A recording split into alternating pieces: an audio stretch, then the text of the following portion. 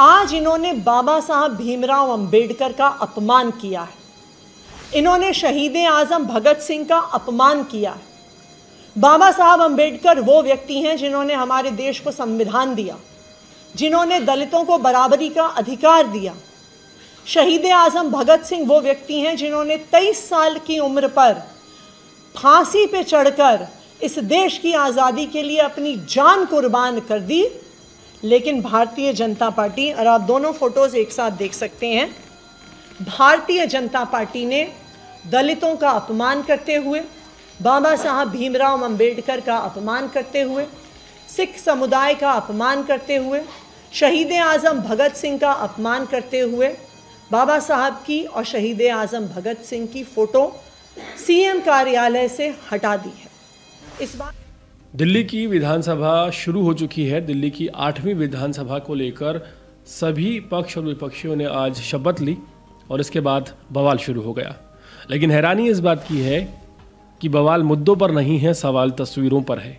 तमाम तस्वीरें social media पर शेयर करती हुई आम आदमी पार्टी यहाँ पर नज़र आ रही है और साथ ही साथ ये भी कह रही है कि बीजेपी जो 27 साल बाद 26 साल बाद सत्ता में आई है, बीजेपी सिख विरोधी है, बीजेपी दलित विरोधी है।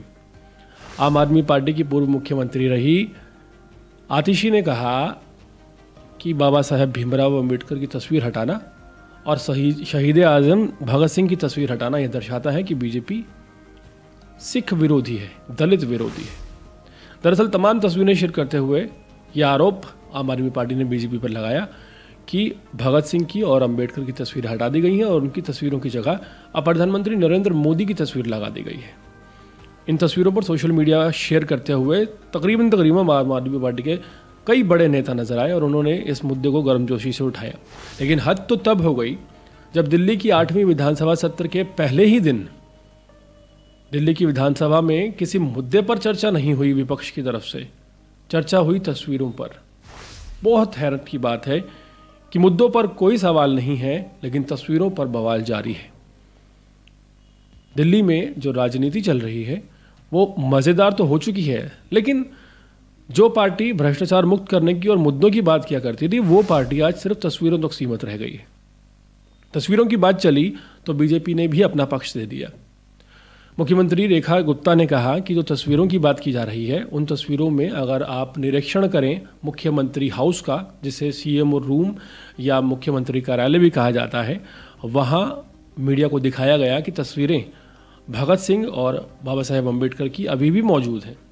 लेकिन बवाल दरअसल तब हुआ जब मुख्यमंत्री चेयर, जो कि टेबल रहता है, उसके पीछे जो मुख्य तस्वीरें रहती हैं उन तस्वीरों में पहले भगत सिंह और अम्बेडकर थे, लेकिन अब प्रधानमंत्री नरेंद्र मोदी, राष्ट्रपति द्रौपदी मुर्मू और राष्ट्रपिता महात्मा गांधी की तस्वीर थी। इस पर भी सफाई देती हुई रेखा गुप्ता नजर आई। उन्होंने कहा कि देश के जो मुखिया हैं, जो सरकार को चला रहे हैं, उनकी तस्वीर लगाने में कोई बुराई नहीं।